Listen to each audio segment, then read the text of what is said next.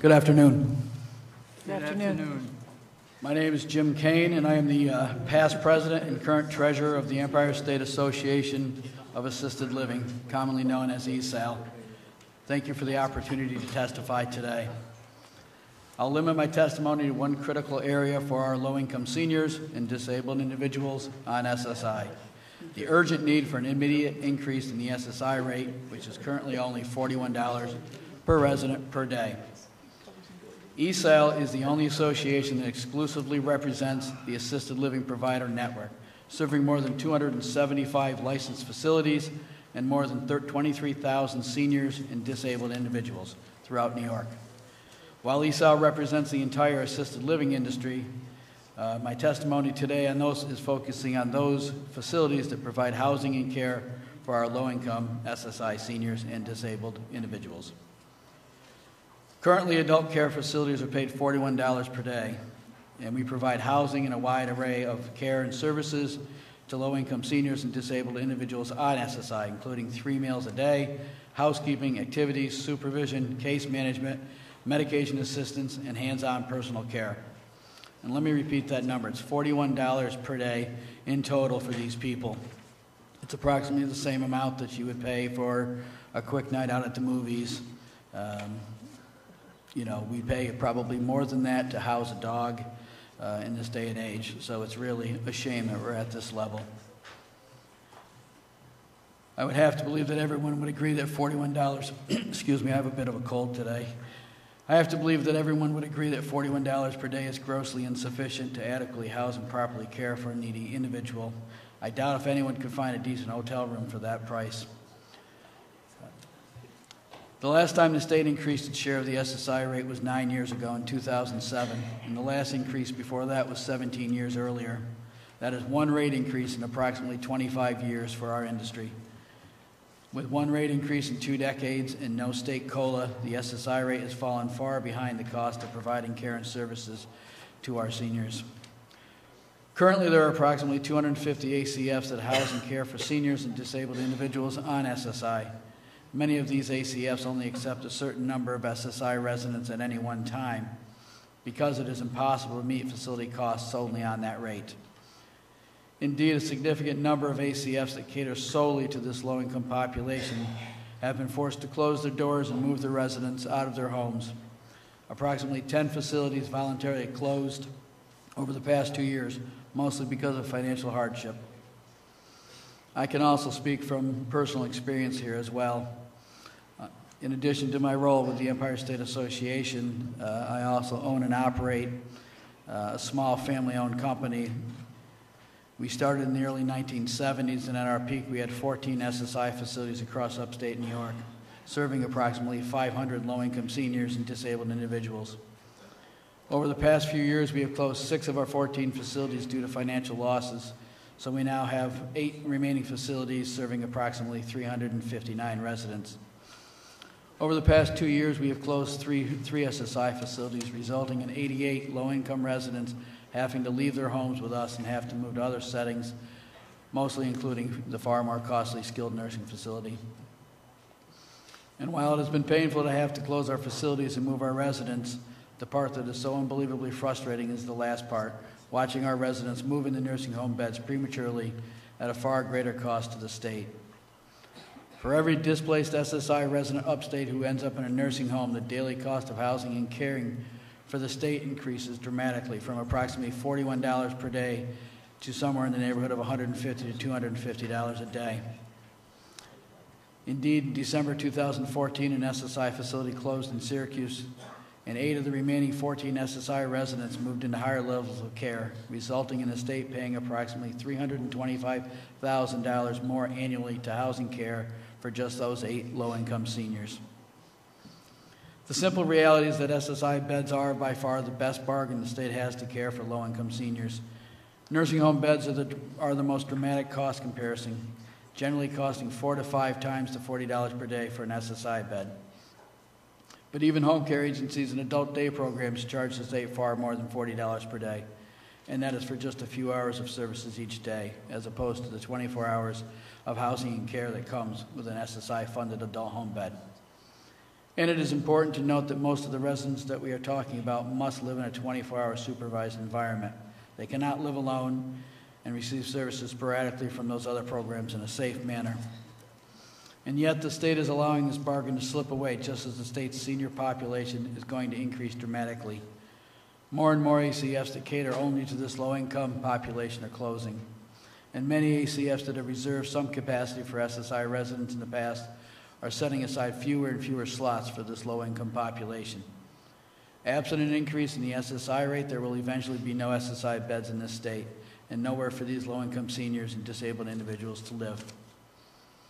In my view, it is absolutely imperative that the state increase the SSI rate this year. ESAL is respectfully asking the legislature to increase the SSI rate by $7.50 per day in this year's state budget. This modest increase of $7.50 per day will help make up for the fact that our rate has been frozen for the last 9 years and help stem the financial losses that many SSI facilities are incurring right now. However, I do need to be crystal clear that this modest rate increase will not do anything to offset the proposed minimum wage increase to $15 an hour the governor recently proposed. Like so many other small businesses, the proposed minimum wage hike to $15 an hour would simply devastate our SSI facilities, and we would need a dramatically higher rate increase to avoid closure of our SSI facilities. For my 8 facilities in upstate New York, the direct impact of the minimum wage to increase to $10.75 within this next year would be $495,000 a year, and I might add that the impact once we reach the entire $15 a year would be $1.7 million annually. And just to put that in perspective, I employ approximately 155 employees and I house 359 residents. My total payroll right now is $3.2 million, and this rate increase would represent over a 60% increase in just our labor cost. Without substantial funding from the state to offset these higher costs, there is no doubt that I will have to close all 8 of my facilities. And the same is true of many assisted living facilities throughout the state. ESAL is currently studying the impact of the proposed minimum wage increase for the assisted living industry, and preliminary estimates indicate that the total impact to our industry would be over $170 million per year, and that's just for the direct labor costs. In addition, I must point out 2 additional funding requests the governor made in his executive budget that I believe further justify an SSI rate increase as a matter of basic fairness.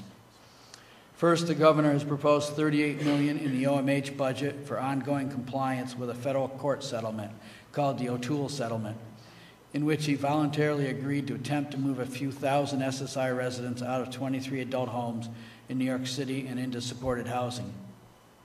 Over the past 3 years, the governor has requested and received over $84 million in appropriations from the legislature for compliance with this federal court settlement.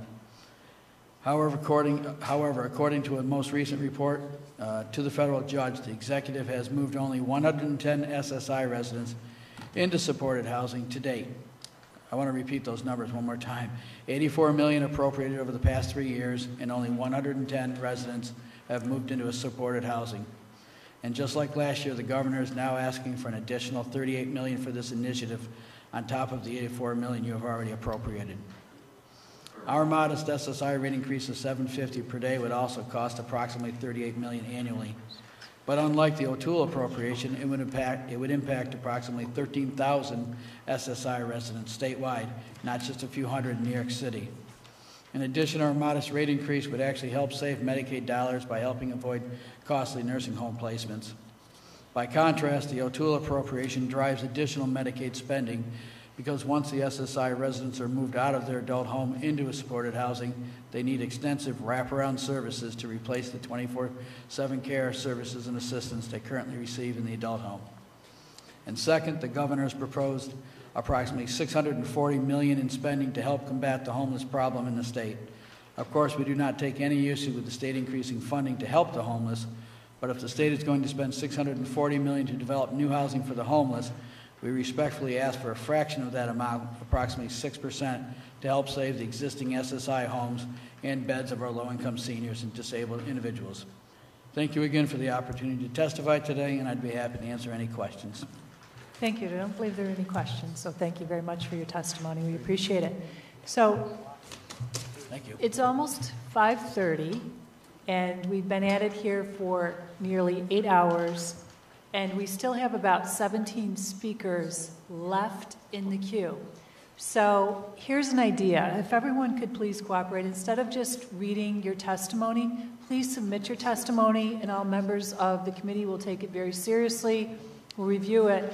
But if the remaining speakers could just cover the top 5 things that they wish to highlight, not read the testimony, but actually do it that way, that might allow us to get out of here before 1 o'clock in the morning. So we appreciate that. Next, we have the Pharmacist Society of New York State. And after that, in the queue, we have the Chain Pharmacy Association of New York State. So if the Chain Pharmacy Association could be ready to go on the starting blocks, that'd be great. Thank you. And from the Pharmacist Society of New York State, we have Roger Paganelli, President, and Kathy Fabreo, Executive Director. So thank you so much for being here today. Thank you. Thank you.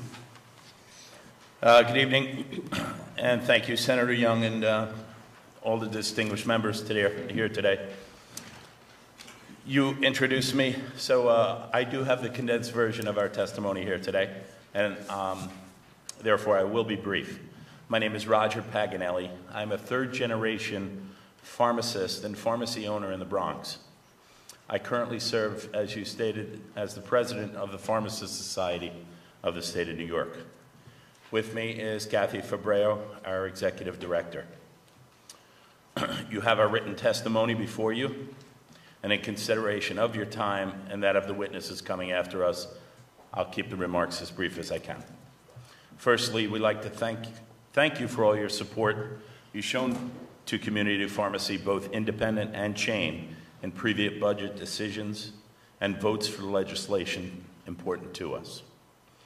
Today, I want to share our concerns about another risky Medicaid initiative to replace the existing fee-for-service Medicaid reimbursement formula for so-called specialty drugs, with a method that would pay pharmacies based on a cost basis to be determined by the Department of Health. Some key points that I need to make. There is no such thing as a specialty drug. Specialty is an arbitrary term used by unregulated business entities such as the PBMs or pharmacy benefit managers for their own financial advantage. Another point I'd like to make is that the term specialty drug is not supported nor defined by any federal or state agencies. The published brand name drug benchmarks, AWP and WAC, which refer to average wholesale price and wholesale acquisition cost, are widely used in pharmacy contracts to define drug cost both for purchase and reimbursement purposes. AWP and WAC are adjusted when drug prices increase or decrease. They're reliable, transparent, published benchmarks understood by everyone in the industry. Replacing these established benchmarks with a ceiling price determined by DOH would constitute an irresponsible public policy. A state agency is ill-equipped to set prices for prescription drugs. Doing so would result in significant risk for patient harm while destabilizing community pharmacies, again, both the independent and the chain pharmacies. Given our knowledge of the costs that pharmacies incur when purchasing their inventories, we have no confidence that payment levels under the new paradigm would be either realistic or responsible if this initiative was to be implemented. I'm going to make two quick points before I close up, and that is, I understand earlier that Jason Helgerson mentioned a process that was in place with respect to brand name drugs for an appeals in the event that we were underpaid at the pharmacy level. I'll go on the record stating that no such process exists.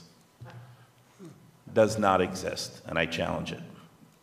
Second point I'd like to make before I close is if the DOH is focusing efforts on cost savings of a few $1 million, why would they leave $95 million in rebates to them uncollected? So in closing, I will say that due to market forces, pharmacies currently survive on razor-thin margins, and further cuts would certainly impact the ability for us to care for our patients, the citizens of New York, whom we are determined to serve. On behalf of the most vulnerable patients covered under Medicaid fee-for-service and the 25,000 plus pharmacists practicing in this great state, we urge the legislature to reject this deeply flawed Medicaid budget proposal. We need your help. Thank you very much.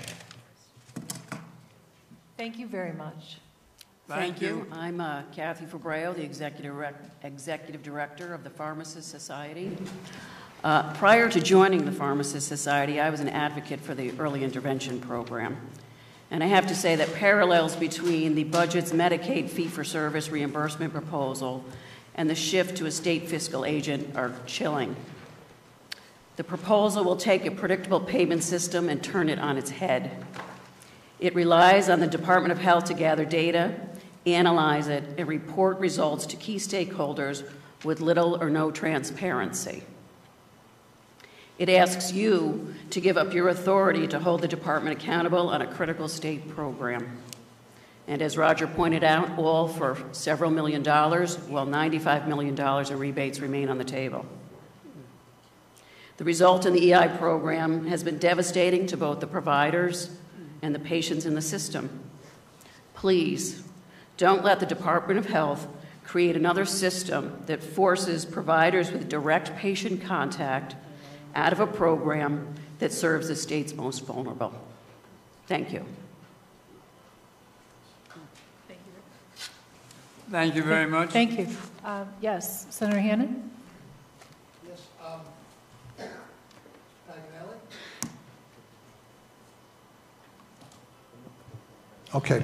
Mr. Paganelli, you made some statement about the appeals bill. I'm reading from a Pharmacist Society press release dated December 21st, 2015, that talks about the Pharmacist Society and the Chain Pharmacy Association to successfully pass a MAC appeal bill signed into law by Governor Cuomo. I'm sure that's what the people were referring to. I don't know why you have some explanation of that. The MAC appeal bill refers only to generic drugs. What is on the table today and what was discussed earlier, and I was not here, that was information that was shared with me, was referring to brand name drugs in the Medicaid program. I don't know what they were referring to. I'm just telling you that I'm sure that they thought they would be referring to this bill that you and the chain pharmacies had praised. The bill does not apply to the Medicaid program.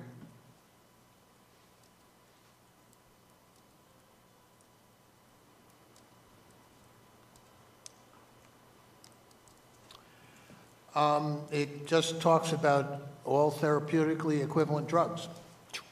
Okay? I thought it covered all the drugs that were sold by a pharmacy. Generic drugs only. All right, but I simply think that if there's more to be done, you might phrase it in that context instead of just saying that you don't know what they're talking about. Okay, thank you. Thank you. Thank you. Thank you. Chain Pharmacy Association of New York State, Mike DeTuy. Chew that up. Good evening. Pronounce that for me. Dutel. Oh, not far. Honorable Chairwoman Young, Chairman Farrell and Hannan, Senator Valesky, and other distinguished members of the committee. My name is Mike Duteau. I'm a pharmacist, Vice President of Business Development for Kinney Drugs, and President of the Chain Pharmacy Association of New York State. We would like to thank you for your strong past support of community pharmacy and our patients, and for the opportunity to testify today regarding the proposed state budget. Specific to the state budget, the Chain Pharmacy Association is focused on two issues: protecting patient access to critical pharmacy care by ensuring adequate payment to pharmacies. Secondly, strengthening the role that pharmacists can play in improving patient health outcomes while reducing costs. Both issues are referenced extensively in my written testimony. For the purposes of this hearing, I will briefly focus only on the first issue. The State Department of Health is seeking broad authority in the executive budget to set reimbursement rates for community pharmacies for an undefined and undisclosed list of specialty drugs as designated by Medicaid. The proposal would cut community pharmacy reimbursement by $3.7 million. While this number seems relatively small compared to previous Department of Health budget cuts related to Medicaid fee-for-service, the department has made clear its intent to use this methodology whenever it deems appropriate, and that it plans to migrate this proposal into Medicaid managed care. Without question, the impact of this on community pharmacies could be pharmacy closures and job losses, leading to patient access issues, especially in our low-income, rural, and underserved areas. This proposal has numerous flaws and is extremely concerning. The data that the department would use is not readily available to pharmacies, to the legislature, or to the public. Using this data, the department would identify the lowest reimbursement paid by managed care plans, below cost in many instances, and reimburse pharmacies in their network for specialty drugs, setting that rate as a ceiling for what Medicaid would pay. While contractual agreements legally prohibit me, or PBMs, from discussing specific reimbursement rates, I can share with you that it is becoming increasingly more common for my company to lose $1,000 or more on each Medicaid managed care hepatitis C prescription. I think it's obvious that that is not sustainable, and unfortunately, we have been turning patients away. Furthermore, while the department has stated that they will initially only apply this short list of drugs to the specialty segment, it's pretty obvious that over time they could significantly expand that list of what they consider to be specialty drugs if given broad authority. I'm also a member of the New York State Board of Pharmacy, and there is no such legal definition of a specialty drug or even a specialty pharmacy. Therefore, this proposal could be applied to any or all drugs. That outcome would be catastrophic for community pharmacy and all of the patients we could no longer afford to care for. If enacted, this cut could jeopardize patient access to essential medications because it directly targets these patients with the most serious and often life-threatening diseases who still remain in the fee-for-service program. This could include drugs to fight cancer, multiple sclerosis, cystic fibrosis, mental illness, HIV, and others.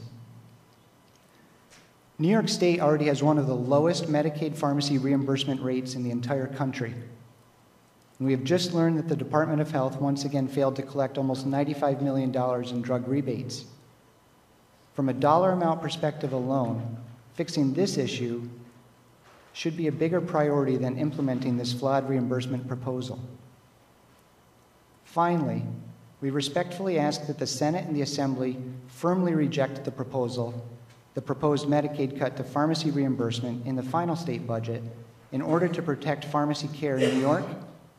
And again, I thank you for all of your longstanding and unwavering support of community pharmacy and all of those patients that we serve. Thank you. Thank you.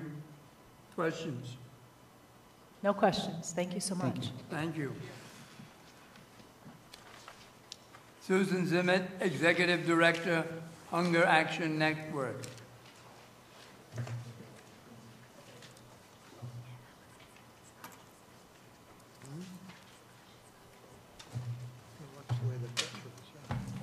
Hi, everyone, and thank you. First, I just want to tell you how impressed I am that you're still here at 5:30 when I know you started at 9:30, because I've come to these hearings before, and they've been pretty sparse at this time, so I'm incredibly impressed, and it's good to see a lot of you. I'm going to be pretty quick because I know you've been here for a long time, and you could read this, and there's really about four things that I want to just top line and talk about. I started at Hunger Action Network after 20 years of being in local government last year, and it was exactly at this time. So last year, I started by coming here and testifying last year, but I didn't really know what I was talking about because it was all new to me.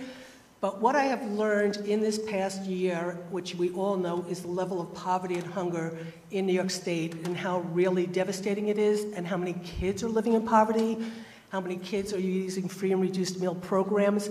What's also happening right now, though, is there are new sectors that are growing every single day, and those sectors are, we have more seniors now than ever before that are actually going hungry. We have veterans more than ever before that are actually going hungry. We have college students. We have food pantries opening up on college campuses. In New Paltz, where I lived for 30 years, at SUNY New Paltz, they opened to the Christian Student Association a food pantry to help the kids who can't afford to pay for their tuition, their housing, and their food. So we have a lot of new sectors that are growing. And with some of these new sectors, specifically the veterans and specifically the seniors, these people are very, very, very proud, and they're not the kind of people who are used to going into a pantry and asking for help. And so the way we approach hunger now is really a little bit different than the way it just used to be. And way back when, the emergency food pantries were just that. They were emergency food pantries. They weren't like the supermarket that helped the working poor, the veterans, the seniors, the parents with children have to go in and supplement so they could get food on the table through the entire year. And so the pantries and food banks are really under real great threat in terms of the pressure that they have of the demand since the recession, and it's just not easing. And HIPNAP funding has been pretty much flat for a number of years. And what's happening now is that all the food banks want to do nutritious food. They are very, very into that. They support it. They want local food. They want local, farm food. But the more that they have to buy healthier food, the more costly it is. So the more nutritious food they have to buy and low sodium food they have to buy, the more expensive it is. So they get less food for the same amount of money. So the demand is greater. They're getting less food for the money because they're buying better food. And so we're ending up where people are now, when they go to the food banks and pantries, they're being rationed or they're being turned away. And every food bank or pantry tries not to turn anybody away. So when I started last year, I had found out that the New York City Food Bank had basically done an analysis where they looked at the number of people who were in poverty since the recession, the cost of food, and then what it would take to basically put everything even, and they came up with $51 million. That in order to basically meet the needs of New York State, HIPNAP has 3 pantry bags a day for 3 days for everybody in the family. So in order for a food bank to meet the standards that New York State sets, they calculated we would need $51 million. And that's the number they said, that we need to basically feed the people of New York. Sure, that's a hefty increase from $34.5 million, but at the end of the day, ultimately a budget reflects who a government is. A budget reflects who we are as a people. And letting kids go to bed hungry, letting veterans go to bed hungry, letting senior citizens not know where the next meal is coming is not who I think we want to be as New York State. And if it takes $51 million, it takes $51 million, and we know that there's money there. Last year, and after you did the budget last year, there was an article in the Legislative Gazette that talked about dark money, about $2.6 billion that was approved but not allocated. And so I read that and I sort of said, you know what? Let's try to see if we can get $16.5 million to help, make sure people are getting fed. And Assemblyman Crespo stepped up to the plate and helped. He did a sign-on letter. Senator Bonasek did a sign-on letter. A number of you actually signed the letter asking the governor to come up with the $16.5 million. Unfortunately, we sort of thought we were going to get the money, but we didn't. But we were praying we would get it in this year's budget. And in this year, we didn't. It's just $34.5 million again this year. And so we're really hoping that you could consider asking the governor to do an amendment to really raise it to the $51.5 million, the $51 million to make sure that people get fed. In the Anti-Hunger Task Force report, one of the recommendations is to have $51 million given towards HIPNAP. So it is in the Anti-Hunger Task Force report. It just didn't get embedded into this budget. So that's just number one, really any help you could do. I mean, we just don't want to have people being hungry. We understand we want to solve the problems, and that's the most important thing, is solving the problems and doing legislation to take people out of poverty. But while we as government try to solve the problem, we should make sure that our kids aren't going to bed hungry, and that, we just owe it to the kids of our state and to the people of our state. Number two is, and I know Senator Campana, I think, knows about this. I've been working very closely with Long Island Carers, the food bank out on Long Island, and they created this very innovative pilot program where they actually go out to the veterans, and they go out to events where veterans are gathering, and they go out there and they bring the food to the veterans because they know the veterans are too proud to walk into a pantry. So they actually created a program to take it to the veterans. They've created a program to take it to the seniors, and they're being very, very innovative in what they're doing, and they're getting calls from all over the country asking people how they did this so they could replicate it. So one of the things that I know that the Long Island Cares Food Bank is talking to their representatives, I know they talked with Senator Flanagan, I know they talked with people in the Assembly, and other food banks are asking for $1 million to be set aside for a competitive program where they figure out ways to service people who are hungry that just don't go into your normal food banks and pantries. So to come up with some creative ways to make sure we're getting the people who need to be fed. The third thing is single-payer health insurance. Most people, who go into food banks and food pantries, the three biggest issues that they pay their bills on. First, it's their house. They want to keep a roof over their head. Second, it's a utility bill so they can stay warm in their house. And then it's health care. And when they get done paying those, they usually don't have money left to pay for food, which forces them into a pantry. And it's happening more and more. So anyway, we can help to alleviate the burden of single-payer health care. And just to wrap up real quick, there was also just one thing. If you look at the governor's anti-poverty agenda, and let me just say, I think it's phenomenal that everybody is focusing on poverty and hunger, and that we're making it an issue. We're thrilled that the governor incorporated the anti-hunger task force report into his policy book for the state of the state. We're thrilled about that. We're thrilled about his anti-poverty agenda. But in his anti-poverty agenda, there's one particular thing that I have, it's in there and explains it a little bit more. There's the Empire State Poverty Initiative, which the governor is looking to basically do about $500,000 each for 10 selected cities for a total of like $5 million. And talking to some anti-poverty people, it's come to our attention that the Community Action Program is federally mandated to do studies every 3 years.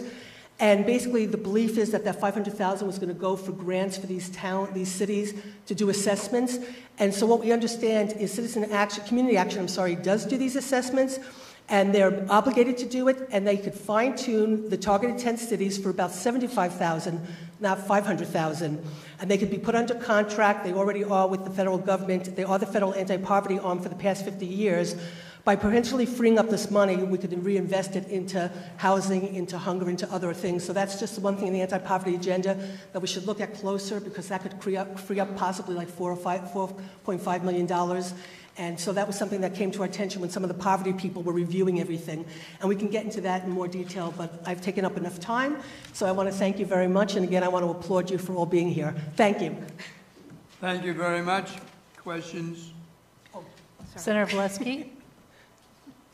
Not so much a question, Susan. I just want to thank you for your testimony. Just follow up on your last point. You probably know in the city of Syracuse, one out of every 2 children are born into poverty. So the governor's anti-poverty initiative was welcome news, certainly for those of us in Syracuse and across the state.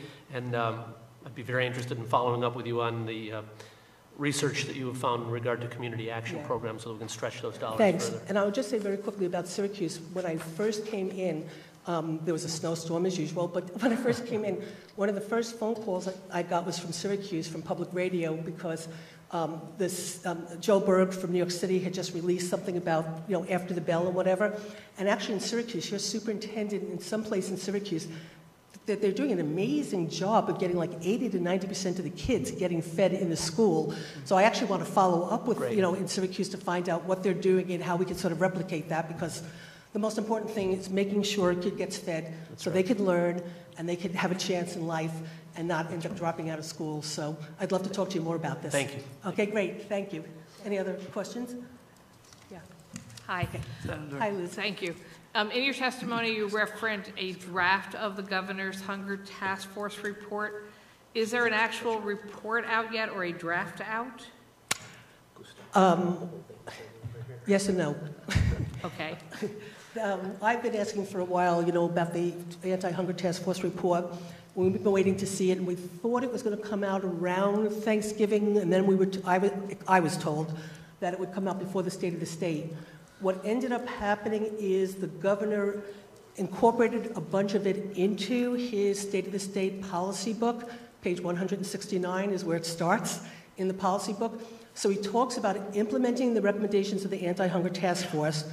He's talked about, raising the 150% community eligibility, which is phenomenal because it'll get about 750,000 more families, eligible for SNAP. He talked about creating possibly a cabinet-level hunger sort of task force, policy task force. And he talked about the 250,000, I think, for more farm to school. So that was in his book, and he said they're adopting the recommendations.